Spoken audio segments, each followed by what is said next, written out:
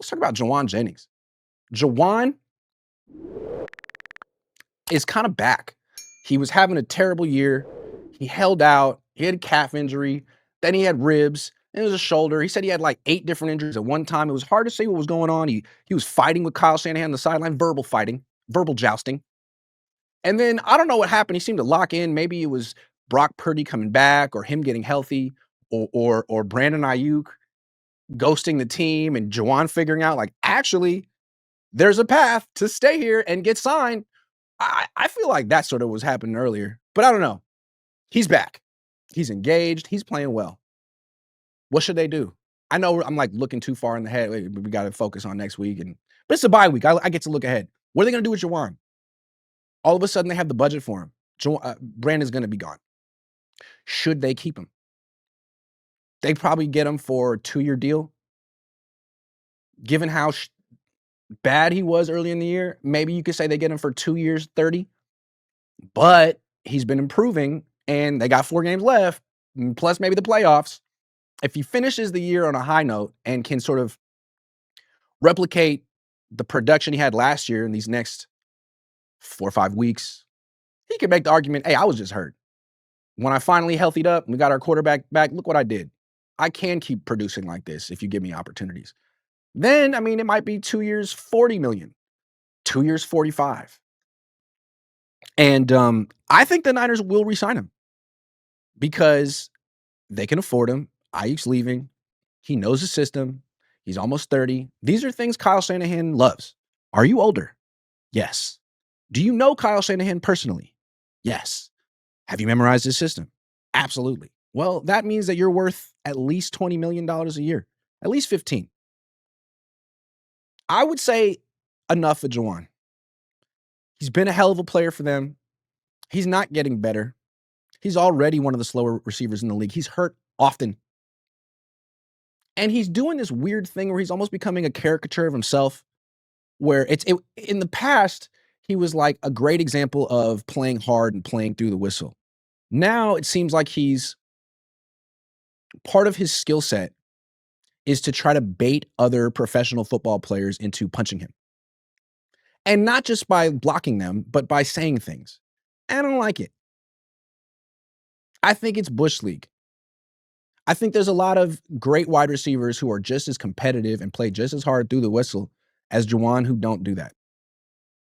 Jerry Rice worked harder than Jauan Jennings at everything and didn't do that. This is like weird TO behavior. And I think it's only getting worse. And I think he's going to keep doing it. And he's going to start getting 15-yard penalties and costing the team. Also, forget that for a second.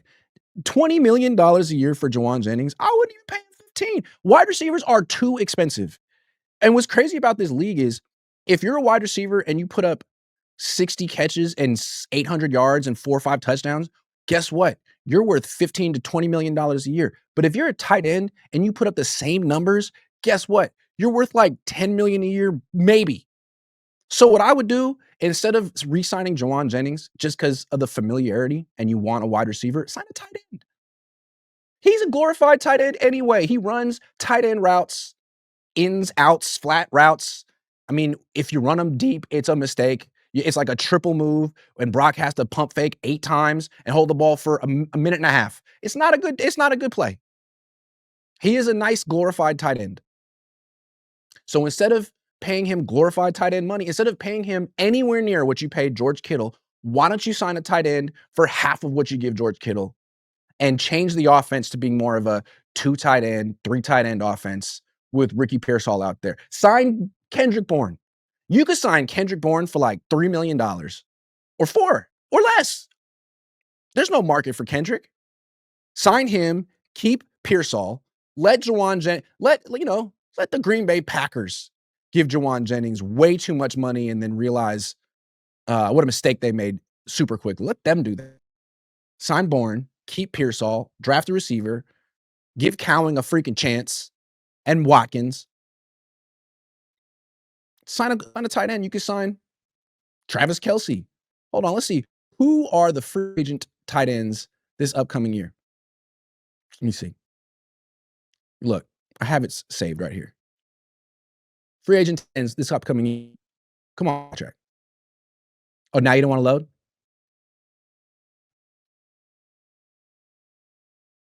Never mind. Oh, here we go. Okay. Travis Kelce. He's 36. I'd say I'd pass on him. Mark Andrews. He's good. David Njoku. I'd pass. Dallas Goedert. He's good. Taysom Hill. He's 35, but he'd be kind of interesting.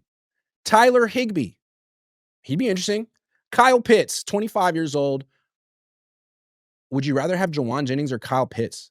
Zach Ertz, he's ancient. Austin Hooper, Foster Moreau, Adam Troutman, Tyler Conklin, Noah Fant. Why not? I think that's a more efficient use of money.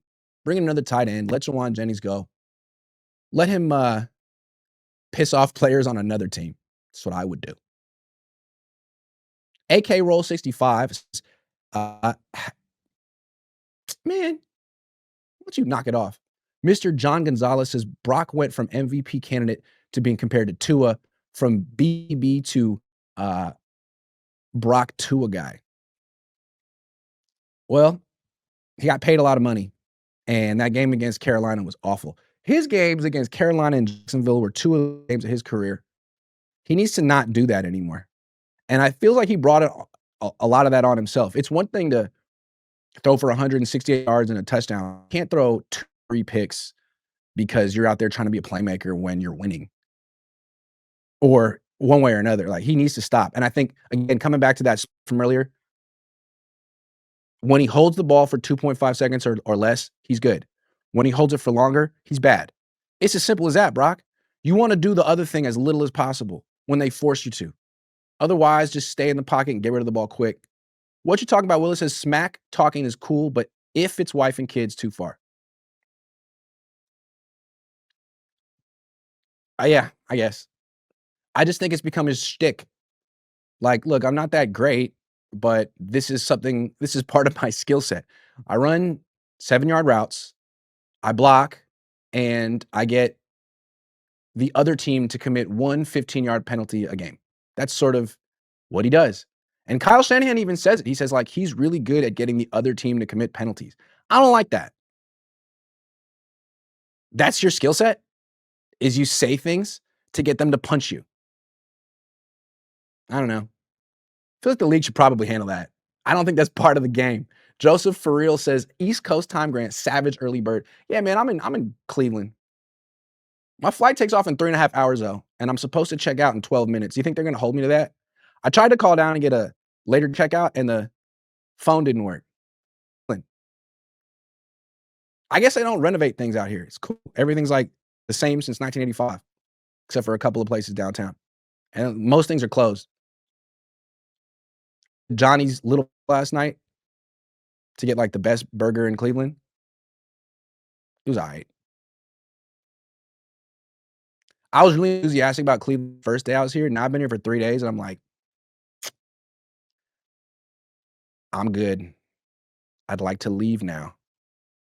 I would not recommend coming to Cleveland for more than a day in the winter. In the summer, it might be great, but I've officially had enough. Thanks for watching.